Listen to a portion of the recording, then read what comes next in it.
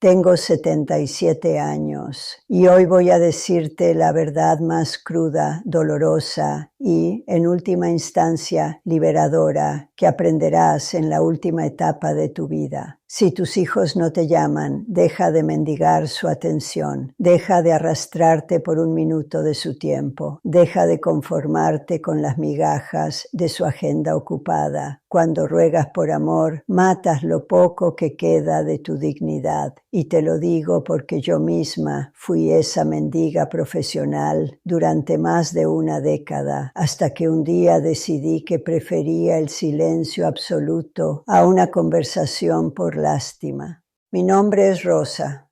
Crié a 3 hijos, 3 seres humanos a los que les di mi juventud, mi energía, mis horas de sueño y cada centavo que pasó por mis manos. Les enseñé a caminar, les curé las rodillas raspadas, les pagué la universidad haciendo horas extras y, lo más importante, les di alas para que volaran. El problema es que cuando finalmente volaron, me quedé parada en el nido vacío, mirando al cielo, esperando que regresaran a agradecerme el viento que puse bajo sus alas. Pero el viento no se agradece, el viento simplemente se usa. Durante años, mi vida entera orbitó alrededor de un aparato de plástico negro colocado estratégicamente en la mesa de la sala, el teléfono. Ese aparato se había convertido en un altar sagrado. Me despertaba cada mañana a las 6:30, preparaba mi café y me sentaba en el sillón que estaba justo al lado, con el volumen de la televisión al mínimo, para asegurarme de no perder el timbre. ¿Conoces esa sensación física de la espera? Es un nudo en el estómago que nunca se deshace. Es una tensión en los hombros. Es mirar la pantalla de tu celular 100 veces al día, comprobando si tienes cobertura, apagando y encendiendo el Wi-Fi, preguntándote si tal vez el aparato se rompió. Pero no, el teléfono funciona perfectamente. El problema es que nadie está marcando tu número. Mis domingos eran un ejercicio de masoquismo puro. Durante años mantuve la tradición de cocinar como si tuviera un regimiento a punto de cruzar la puerta. Preparaba asado, ensaladas, postres, ponía la mesa con el mantel bueno, alisando las arrugas de la tela con las manos. A las 12 del mediodía, el olor a comida casera llenaba cada rincón de mi casa. A la 1 de la tarde empezaba a mirar por la ventana, apartando un poco la cortina cada vez que escuchaba un motor acercarse. A las 2, la comida empezaba a enfriarse. A las 3, la esperanza se convertía en humillación. Empacaba las sobras en pequeños recipientes de plástico que se acumularían en el refrigerador hasta echarse a perder.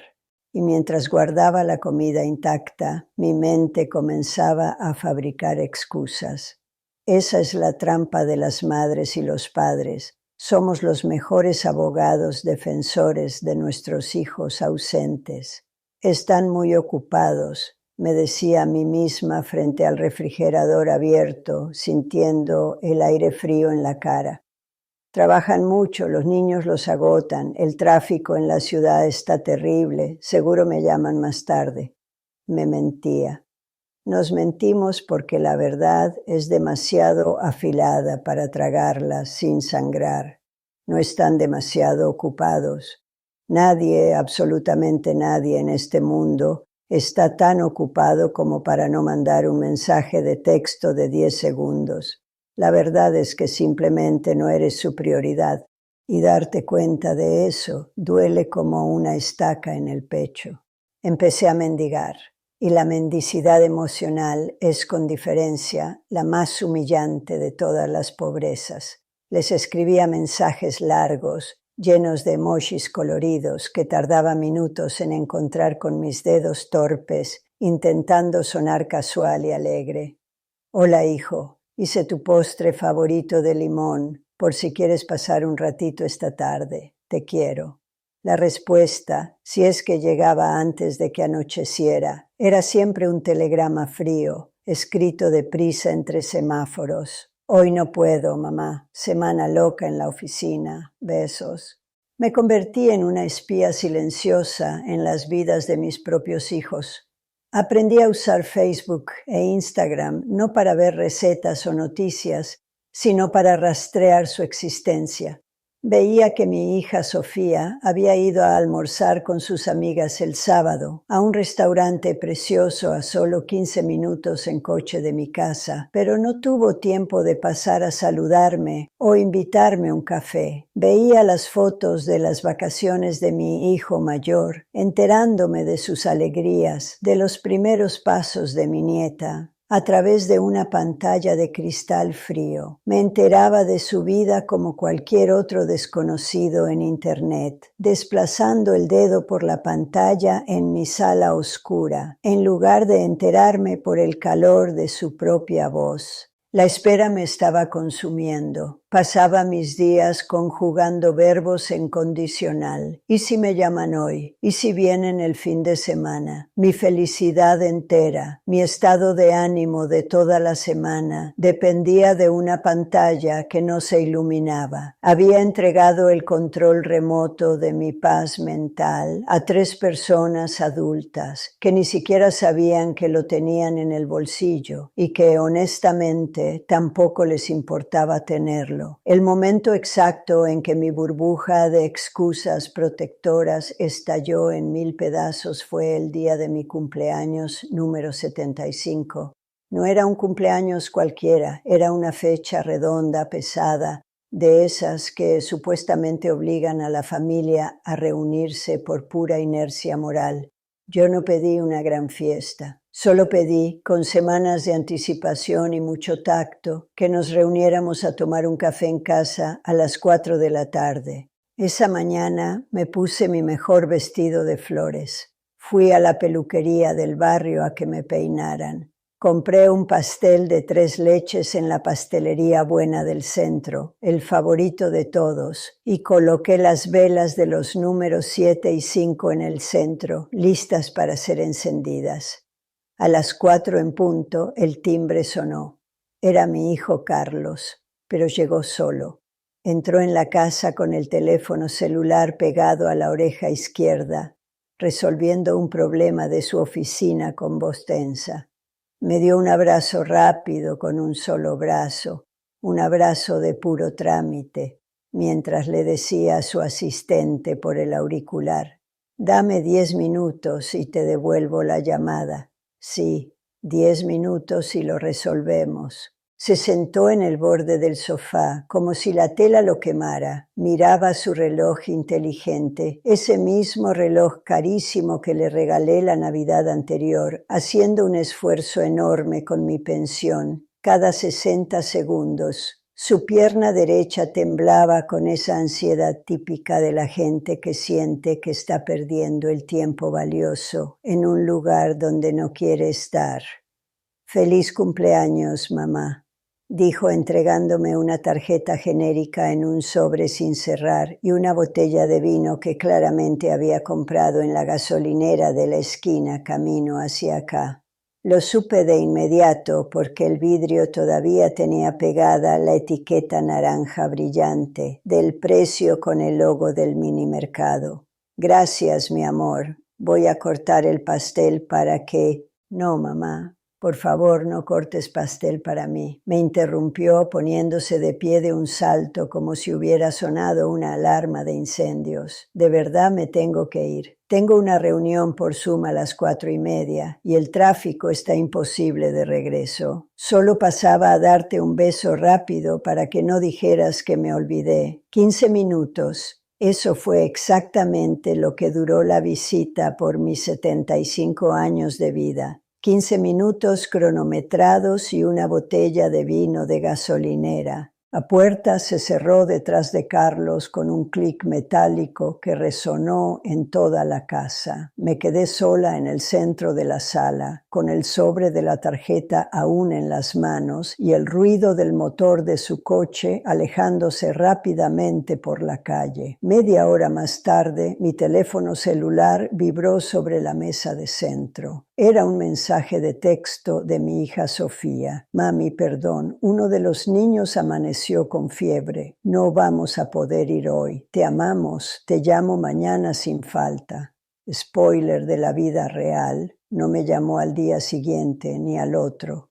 Mi tercer hijo, el que vive en otro país, ni siquiera llamó. Me mandó un video pregrabado de 30 segundos por WhatsApp, de esos que se envían por puro compromiso mientras uno camina apurado hacia el metro. Me senté lentamente en el sofá frente a un pastel de 3 leches completamente intacto, con las velas 7 y 5 hundiendo inútilmente su base en el glaseado. Mi vestido de flores, que horas antes me hacía sentir bonita, de repente se sentía apretado, ridículo, como un disfraz de payaso en una fiesta a la que nadie asistió. Y ahí, en ese silencio abrumador que solo conocen las casas grandes y vacías, la realidad me golpeó el pecho con la fuerza de un tren de carga descarrilándose en plena noche. No era que mis hijos no me amaran, seguramente en algún rincón lejano de su conciencia me quieren, pero me había convertido en una simple obligación administrativa en su interminable lista de tareas pendientes. Era una casilla que debía marcar con un visto bueno para no sentirse malos hijos antes de dormir. Llamar al fontanero, pagar el recibo de la luz, pasar a saludar a mamá por su cumpleaños. Listo, trámite cumplido.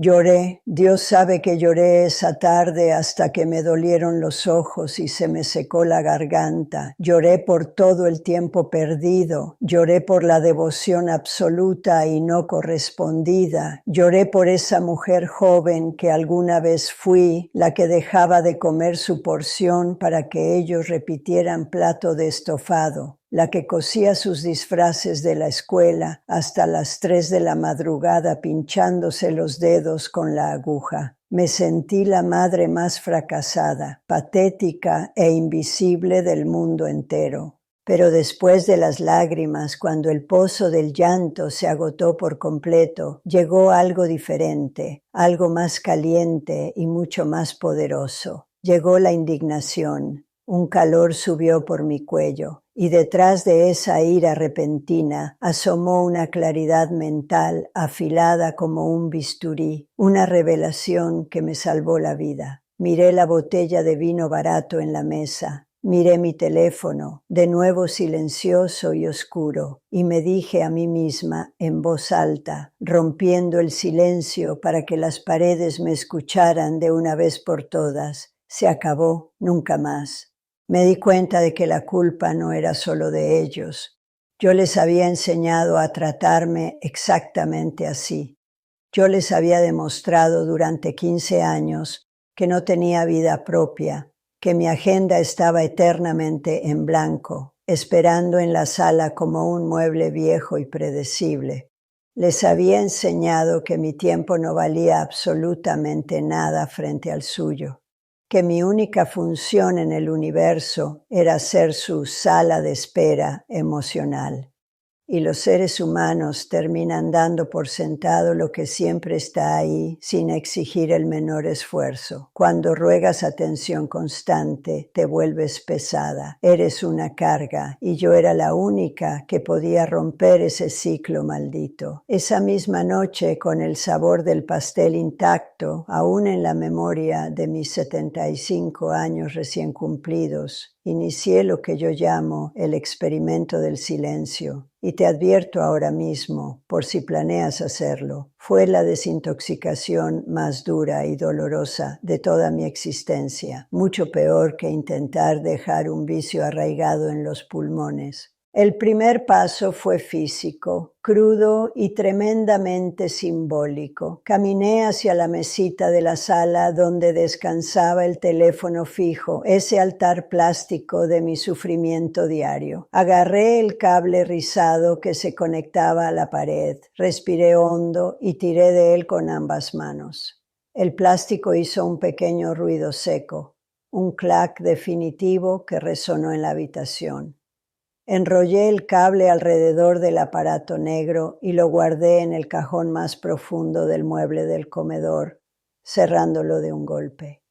Quien quisiera encontrarme a partir de ese segundo, tendría que llamar a mi teléfono celular, y mi celular ya no estaría en mi bolsillo todo el día como si fuera un marcapasos vital. El segundo paso fue mental y requirió una fuerza de voluntad que yo no sabía que tenía escondida. Dejé de iniciar el contacto, absolutamente, de tajo. 0 mensajes de buenos días con imágenes de flores y tazas de café humeantes. 0 envíos de videos motivacionales o noticias alarmantes por WhatsApp. 0 llamadas a mediodía para preguntar en tono suplicante cómo amanecieron los niños. Si querían saber si su madre seguía respirando, tendrían que teclear mi nombre y dar el primer paso. La primera semana fue una agonía pura. Mis manos, manchadas por las pecas de la edad, temblaban literalmente con ganas de agarrar el aparato y escribirles. Mi cerebro, adicto durante décadas a las migajas de su atención, me saboteaba constantemente con pensamientos aterradores. Eres su madre, Rosa. No puedes cortar el vínculo así. ¿Y si les pasa algo malo en el trabajo? ¿Y si los niños están enfermos y te necesitan de urgencia? Pero resistí. Apreté los dientes y me obligué a recordar la visita de 15 minutos, el reloj inteligente parpadeando y la etiqueta naranja de la botella de vino de la gasolinera. Esa humillación reciente era el antídoto perfecto contra mi debilidad. Me devolvió la fuerza para mantener el teléfono con la pantalla boca abajo sobre la mesa de noche. Pasaron 2 semanas, 14 largos días y 14 noches de silencio absoluto, denso y revelador. ¿Y sabes qué fue lo más devastador de todo el proceso? Que ninguno de los 3 notó que yo había dejado de escribirles. Ninguno. Mi ausencia digital no alteró su frenética rutina en lo más mínimo.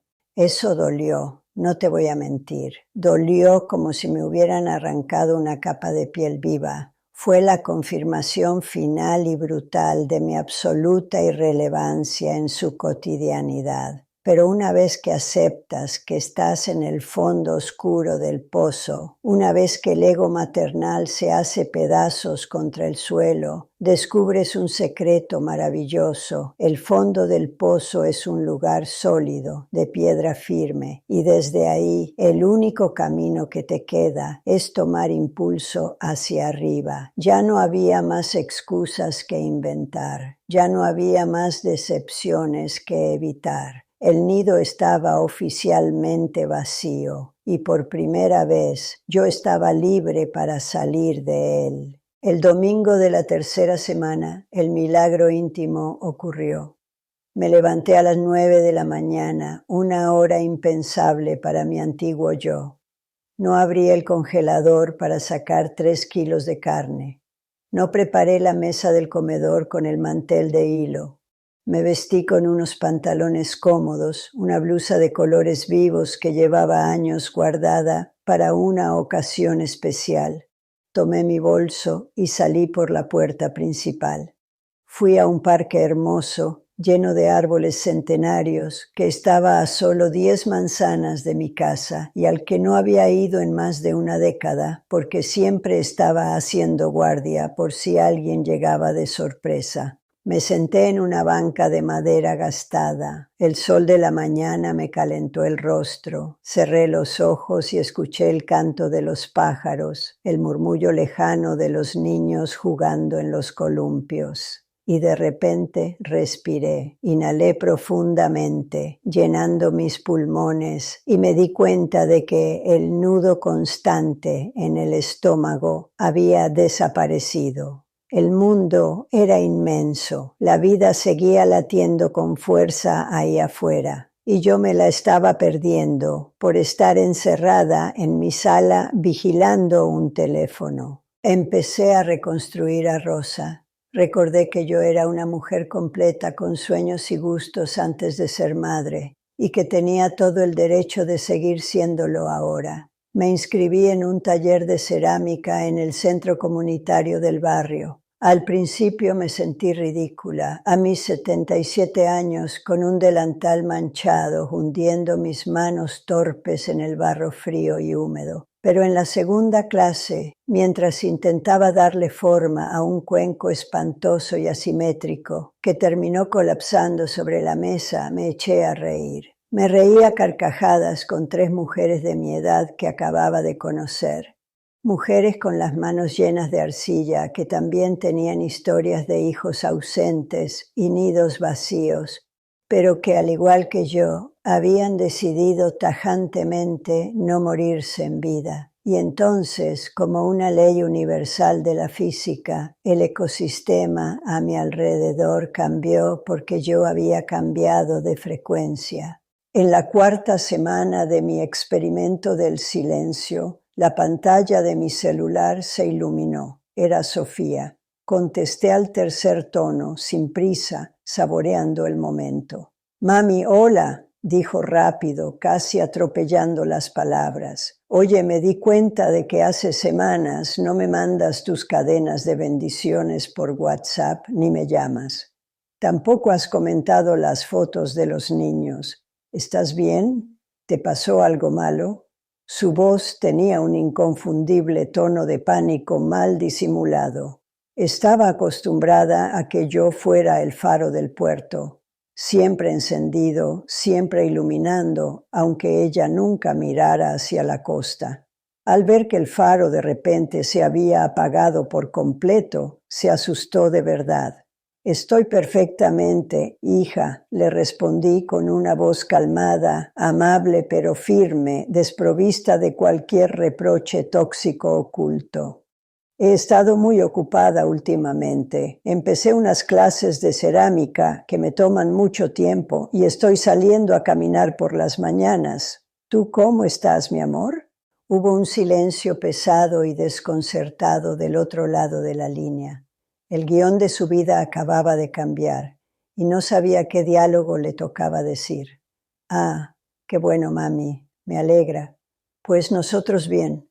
Te llamaba para ver si este domingo íbamos todos a comer a tu casa».